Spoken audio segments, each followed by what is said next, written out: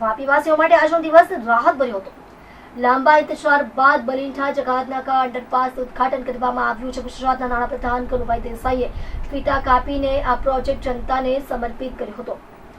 વાપીના બલિંઠા જકાતનાકા વિસ્તારમાં એક મહત્વપૂર્ણ આધારભૂત સુવિધા પ્રોજેક્ટનું લોકાર્પણ કરવામાં આવ્યું. ગુજરાતના નાણાપ્રધાન કનુભાઈ દેસાઈએ અંદાજે 19 કરોડ રૂપિયાના ખર્ચે બનેલા અંડરપાસનું ઉદ્ઘાટન કર્યું હતું. આ અંડરપાસ છેલ્લા 5 વર્ષથી નિર્માણાધીન હતો. રેલવે ફાટકના કારણે અહીં દરરોજ લાંબા ટ્રાફિક જામ સર્જાતો હતો. સવાર સાંજ લોકોને કલાકો સુધી રાહ જોવી પડતી હતી, જેના કારણે શાળા કોલેજના વિદ્યાર્થીઓ, નોકરિયાત લોકો અને વેપારીઓને ભારે હાલાકી ભોગવવી પડતી હતી. અંડરપાસ છોડતા હવે વાપી પૂર્વ અને પશ્ચિમ વચ્ચેનો અવરજવર વધુ સુગમ બન્યો છે. રેલવે ફાટક બંધ રહેવાની સમસ્યામાંથી લોકોને મોટી રાહત મળશે અને ટ્રાફિકનું દબાણ પણ ઘટશે. આ અંગે નાણાપ્રધાન કનુભાઈ દેસાઈએ જણાવ્યું હતું કે આ પ્રોજેક્ટ વિસ્તારના વિકાસ તરફનું એક મહત્વપૂર્ણ પગલું છે. તેમણે જણાવ્યું કે રાજ્ય સરકાર શહેરની વધતી વસ્તી અને ઔદ્યોગિક વિકાસને ધ્યાનમાં રાખીને આધારભૂત સુવિધાઓ મજબૂત બનાવવા પ્રતિબદ્ધ છે.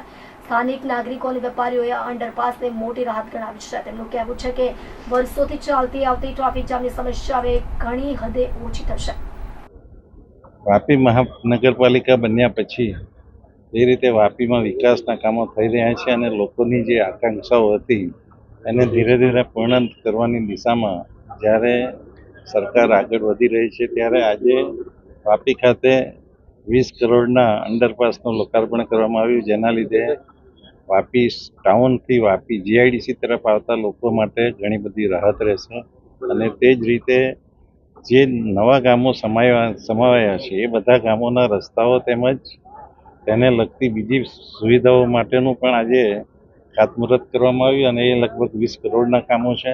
અને એની સાથે સાથે જ આજે જે આપણા ગ્રામ્ય વિસ્તાર જે નવા જોડાયા છે એના માટે પણ એક પ્રોજેક્ટ તૈયાર થયો છે અને એમાં પણ 200 કરોડના ખર્ચે ત્યાંની અંડરગ્રાઉન્ડ ભૂગર્ભ ડ્રેનેજ અને સાથે સાથે એસટીપીની પણ વ્યવસ્થા કરવામાં આવશે. જે ટાઈપનો જે બ્રિજ છે તે ક્યાં સુધીમાં? જે ટાઈપના બ્રિજનું અમારું પ્લાનિંગ છે 15 એપ્રિલ સુધીમાં. અને બીજો એક અંડરપાસ બાકી છે, એ બંને સાથે થવા જોઈએ. ઓકે, આ તો બધા પ્રયત્નો કરવામાં આવે પછી તમે એને